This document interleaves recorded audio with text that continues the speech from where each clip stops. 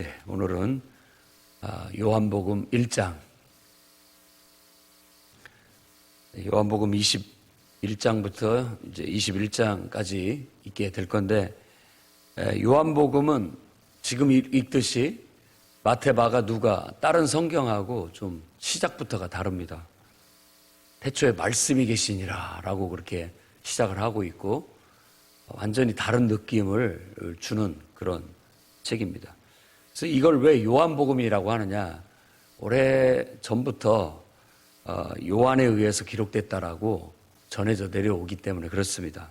근데 이 성경 본문에서 말하는 것은 13장 23절이라든지 또 19장 26절, 27절, 또 21장 24절 마지막 장에도 사랑받는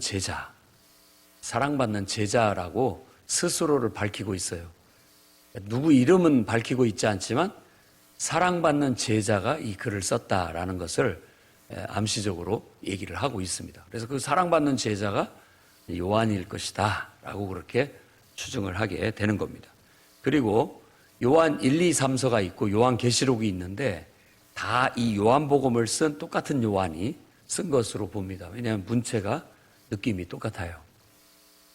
주로 사람마다 쓰는 용어들이 있는데 용어가 거의 흡사하기 때문에 다 요한이 쓴 것으로 그렇게 봅니다. 요한은 우리가 잘 알다시피 제자들 중에서 제일 오래 산 제자였고, 또 다른 사람들은 다 순교당해 죽었지만 요한은 끝까지 순교당하지 않고 살다가 죽은 것으로 그렇게 알려져 있습니다.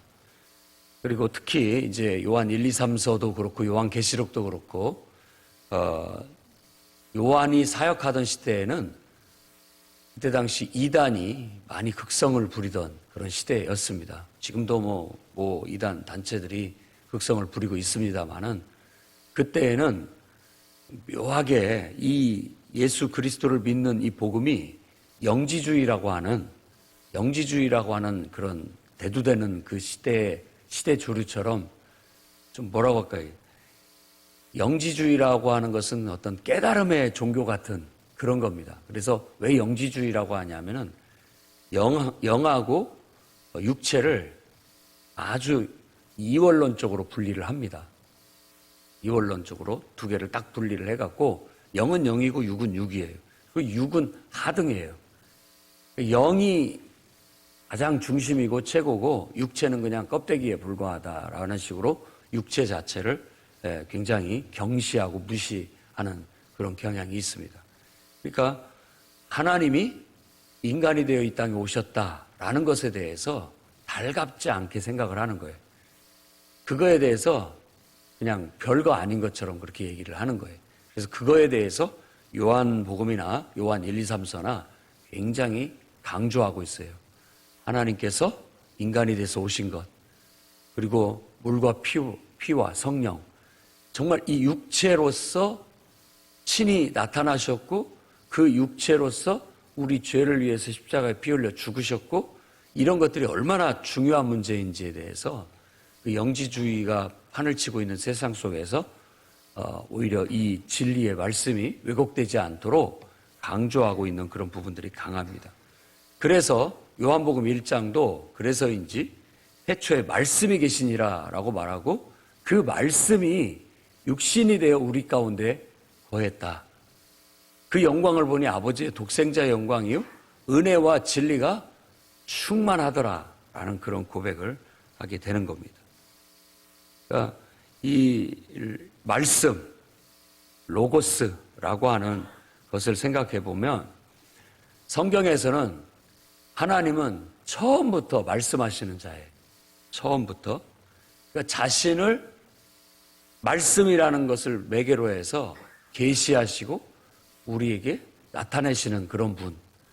그래서 우리가 그것을 다른 용어도 아니고 성경에서는 말씀이라는 용어로 그렇게 해석을 하고 헬라어로도 로고스라고 하는 그 단어를 차용해서 바로 말씀이신 하나님을 묘사하고 있다는 걸 알 수 있습니다. 그래서 예수님은 역사의 주이시기도 하고 만물의 창조자이시기도 하고 만물의 유지자이기도 하시고 만물의 구원자이기도 하시고 영원하신 하나님의 관계 속에서 그 하나님을 우리 가운데 이 영원한 관계 속에 연결시키기 위해서 오신 중보자로 이렇게 묘사를 하고 있는 겁니다. 그래서 말씀이 바로 생명, 사람들의 빛이고 각 사람에게 그 빛이 비추게 되었는데 바로 그 비추게 된 것이 하나님께서 인간이 되어 이 땅에 태어나신 것이라는 것을 의미를 부여해서 설명하고 있습니다. 영지주의 같은 게 철학이에요. 인간의 이성으로 온 세상은 어떻게 지어졌을까? 세상은 도대체 어떻게 돌아가고 있는가? 원리가 무엇인가? 이런 것들을 사유하는 것들이죠. 그런데 그런 철학이 사실은 이 하나님을 믿는 믿음보다 못합니다. 만 보면은 그걸 경험해 본 사람은 알아요. 지금도 신앙은 뭐 그냥 무조건 믿으라니 말이나 돼? 라고 하지만 어린아이 같이 어제 그 선교사님처럼 단순하게 하나님 말씀을 믿고 하나님 말씀대로 행하는데 능력이 나타나지 사실 그것을 뭐 그게 원리는 어떻게 되고 또 무엇은 어떻게 되고 이런 거 따진다고 해서 우리 머리는 어떻게 돌아갈지 모르지만 그게 능력이 되지는 않습니다. 오히려 인간의 연약함만 더 드러날 뿐이고 인간의 한계만 더 느낄 뿐인 거예요. 꼭 철학적인 것은 우리가 사유하기는 좋지만 그것을 이렇게 누리기는 좋지만 실질적인 능력이 없어요. 생명이 없다는 걸 알아야 됩니다. 여기서 말하는 이 생명은 바로 신으로부터 주어진 생명, 하나님과의 관계 속에서 우리가 누리는 생명을 말하는 거예요. 그러니까 뭐 사과를 먹을 때 비타민이 어쩌고 무기질이 어쩌고 뭐가 어쩌고 저쩌고 또 분명히 그 사과 속에는 독소 같은 것도 있다고요. 찾아내면 다 있습니다. 그런 걸 다 따져보면서 이걸 먹을까 말까 하는 것보다 이거 맛있게 생겼다. 그냥 칵 베어서 먹고 그냥 너무나 맛있다 하고 먹으면 되는 거예요. 어떻게 보면 철학은 그걸 분석하고 따지고 있는 거에 불과해요. 그리고 진짜 생명은 이게 맛있게 생겼다 하고 맛있게 먹고 즐기는 겁니다. 이게 단순한 어떻게 보면 믿음인 것이죠. 우리가 존재한다는 건 우리의 생명이 존재하게 하는 바로 신적인 존재, 창조주가 있기 때문에 우리가 존재하는 겁니다. 그러면 그걸 뭐 굳이 막 증거를 찾아내서 따져보고 내가 믿을 수 있을 만한 납득이 될 만한 것들을 찾아내야 그 증거를 위해서 내 토대 위에 내가 하나님을 믿는 믿음을 세우겠노라 하는 것보다 내가 존재하네? 하나님도 존재하고 그 하나님의 존재 안에서 그 창조주 하나님께서 주신 생명을 마음껏 누리면서 기쁘게 자신의 인생을 살아가는 것, 그게 바로 생명이고 하나님의 빛을 받아 사는 삶이라고 할 수 있다는 거예요. 인간들이 그걸 깨닫지 못하고 있을 때 하나님은 바로 친히 인간이 되어 말씀이 육신이 되어 우리 가운데 찾아오신 겁니다.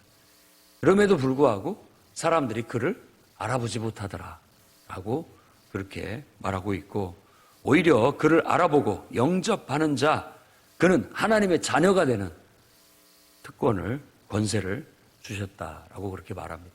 이들은 하늘로부터 난 자다.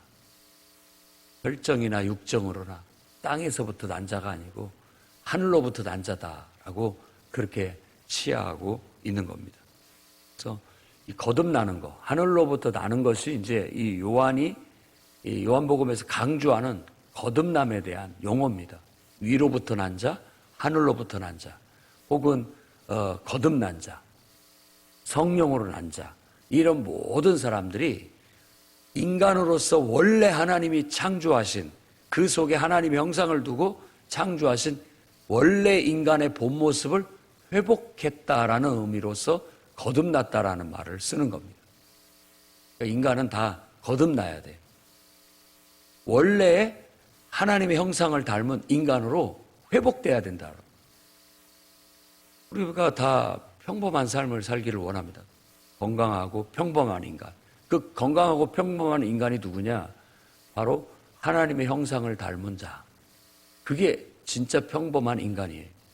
그러니까 그런 사람은 하나님의 존재를 전혀 의심하지 않고 인정하고 그 존재와 영적으로 소통하면서 그분과의 이 영원한 관계성 안에서 그분과 영적으로 소통하고 그분의 말씀을 받고 그분의 말씀을 우리 육체로 말씀이 육신이 되듯이 그분의 말씀을 받고 그 말씀이 내 삶에 실현되도록 살아가는 그런 사람이 원래 본 모습의 인간이요 우리가 말하는 보통 평범한 원래 인간인 거예요.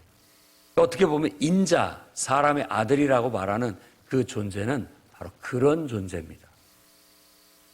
사람이 인자가 되기가 쉽지가 않죠. 사람이 사람 되기가 쉽지 않다는 말입니다. 원래 하나님이 창조하신 그 본래의 인간의 본 모습을 여러분들도 이제는 예수를 믿고 회복하였으니 그 본 모습대로 살려고 노력해 나가십시오. 그런 사람이 생명 안에 있는 것이고 빛 가운데 살아가는 사람이라 할 수 있습니다. 자, 이제 말씀이 육신이 되어 14절 말씀부터 얘기하는 것은 마치 우리 가운데 거하심에라고 말하는데 그 우리가 바로 교회입니다. 교회. 그러니까 이것은 교회의 예수 그리스도에 대한 믿음의 고백이라고 할 수 있는 거예요. 말씀이 육신이 되어 우리 가운데 거하심에, 그러니까 하나님께서 찾아오셔서 이제 우리 안에 우리와 함께 거하고 계시다. 처음 12 제자들은 그분과 늘 가까이 하면서 같이 동고동락하면서 사는 축복을 얻었어요. 그래서 요한 1서에도 우리는 그분을 만졌고 그분과 같이 밥도 먹었고 그분과 같이 일도 하고 다양한 것들을 누렸다라고 하면서 자기가 증인이 될 수밖에 없는 어떤 그런 경험들을 얘기를 하는 겁니다. 그뿐만이 아니라 요한복음에서 보혜사 성령, 내가 가게 되면 나 말고 다른 보혜사, 내가 너희 가운데 보혜사처럼 너희와 함께 하였다면 이제는 성령으로 너희에게 다시 와서 너희의 보혜사가 돼서 너희와 함께 하겠다라고 했습니다. 나를 만져보고 믿는 거 보지도 않고 만져보지도 않았지만 믿는 자들이 더 복되다라고도 말씀하십니다. 그래서 우리도 똑같이 이 믿음의 고백을 갖고 있는 거예요.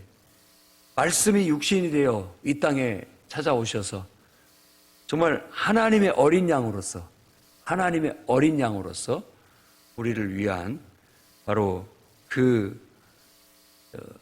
희생 제물로서 우리의 모든 죄를 다 씻어내고 정말 하나님과 우리 사이를 연결시켜주는 그런 중재자로 사역하신 그분에 대한 우리들의 신앙 고백이 바로 하나님의 어린 양, 그분이 그와 같은 역할을 하게 되셨다라는 것이 바로 교회의 신앙 고백입니다.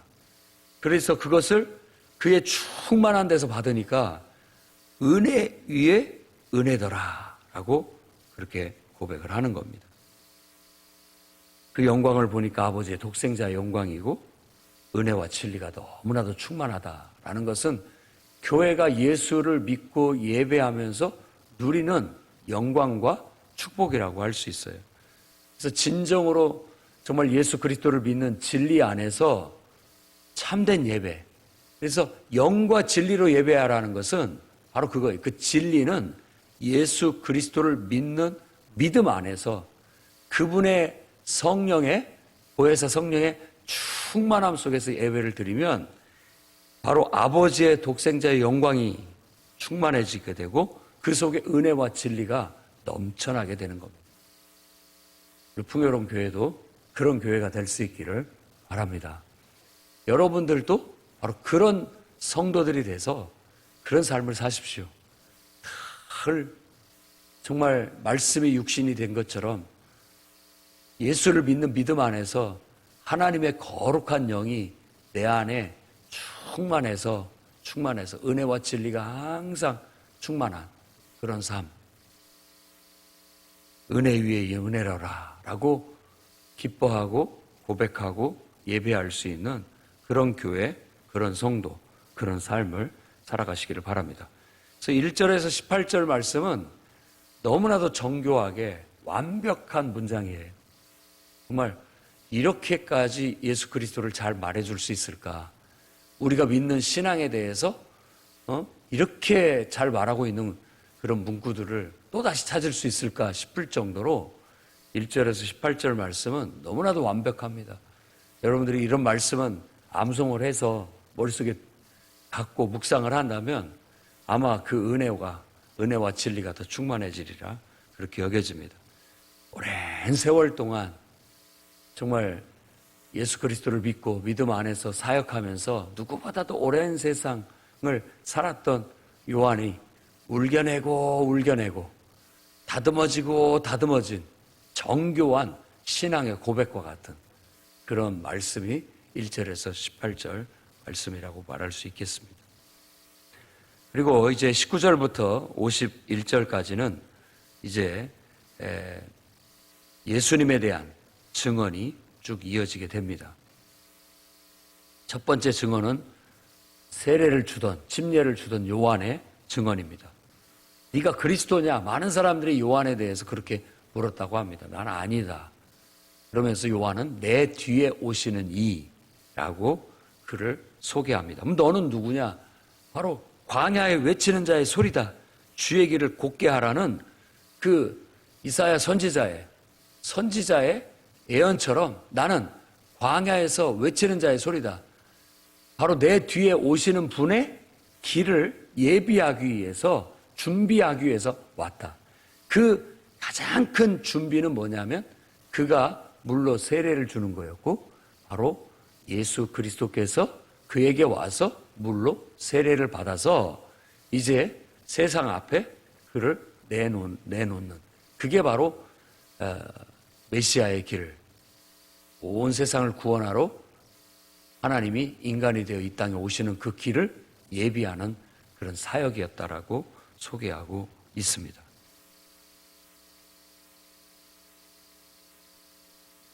(29절에서) 34절에는 예수님께서 침례를 받으시는 이야기를 말하고 있는데 이것은 이스라엘의 바로 메시아 예수님을 나타내려 하려 함이다라고 말하고 있고요. 예수님에 대한 묘사가 두 번에 걸쳐서 보라 세상 짐을 지고 가는 하나님의 어린 양이로다 라고 말하고 있습니다. 보라 세상 죄를 지고 가는 하나님의 어린 양이로다. 하나님의 어린 양이라는 걸 강조하고 있어요. 이분의 존재 정체성을 한마디로 얘기한다면 세상 죄를 지고 가는 하나님의 어린 양이에요. 이 말은 이 요한복음서 곳곳에 나타나는데 가장 대표적인 게 요한복음 3장 16절. 하나님이 세상을 이처럼 사랑하사 독생자를 주셨다. 그게 바로 이 희생 제물로 바쳐질 하나님의 어린 양. 정말 속죄제를 위해서 드려질 세상 죄를 짊어지고 가는 하나님의 어린 양이라는 정체성이 그 속에도 담겨져 있다는 걸 알 수 있습니다. 우리도 예수 늘 그 이름을 부를 때마다 바로 우리 죄를 대속한 우리를 위해서 희생 양이 되셨던 예수 그리스도를 늘 떠올리게 되는 겁니다. 그 은혜와 그 진리와 그 공로로 말미암아 우리가 하나님을 예배할 수 있다는 거예요. 내 공로도 아니고 내 의도 아니고 내 선도 아니고 나의 헌신이나 희생도 아니고 오로지 예수 그리스도의 바로 희생과 헌신을 통해서 우리는 하나님께 나아갈 수 있게 되고 하나님을 예배할 수 있다는 것을 늘 느낍니다. 그걸 깨닫고 그 진리 안에서 오로지 하나님을 예배할 수 있습니다. 35절에서부터 이제 제자들에 대한 얘기를 다루고 있습니다. 이 제자들이라는 것은 이 제자들의 입을 통해서 예수님이 어떤 분인지가 고백되어지는 데 초점을 맞춰야 됩니다. 요한의 제자 둘이 요한이 예수님을 보고 보라 하나님의 어린 양이로다 했더니 그 둘이 예수님을 찾아갑니다. 근데 그 중에 하나가 바로 베드로의 형제 안드레였다라고 소개를 해요. 다른 성경하고 다 틀립니다. 베드로를 중심으로 마태복음, 마가복음, 누가복음 다 얘기하고 있는데 요한은 안드레를 얘기해요. 이 안드레가 원래 침례를 주던 요한의 제자였는데 요한의 증언을 듣고 그가 예수님께 찾아와서 예수님의 제자가 되었다라고 말하고 그 안드레가 동생 베드로한테 가서 베드로를 전도했다고 얘기를 합니다. 시몬 베드로를 전도해서 그도 예수를 믿게 했다라고 말하고 있습니다. 또 빌립이라는 제자가 나오는데 소개되어지는데 어쩌면 모르겠어요. 요한의 두 제자 중에 이 빌립도 하나였는지 문구상에는 정확히 나타나 있지 않기 때문에 모르겠지만 이 빌립이라는 사람도 또 나를 따르라 라고 했을 때 빌립도 예수님의 제자가 되게 됐다라고 말하고 있습니다. 이 빌립은 안드레와 같은 동네에 살고 있던 사람이었다고 얘기하고 있어요.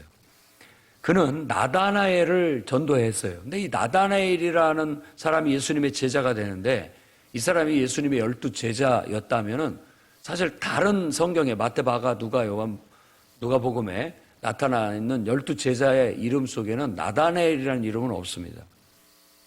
그래서 많은 사람들이 그걸 추중을 하기를 아마 그가 12 제자 중에 한 사람이었다면 바돌로메였을 것이다 라고 그렇게 추측을 합니다. 이 바돌로메는 예수님의 12 제자 중에 하나로서 나중에 인도나 아르메니아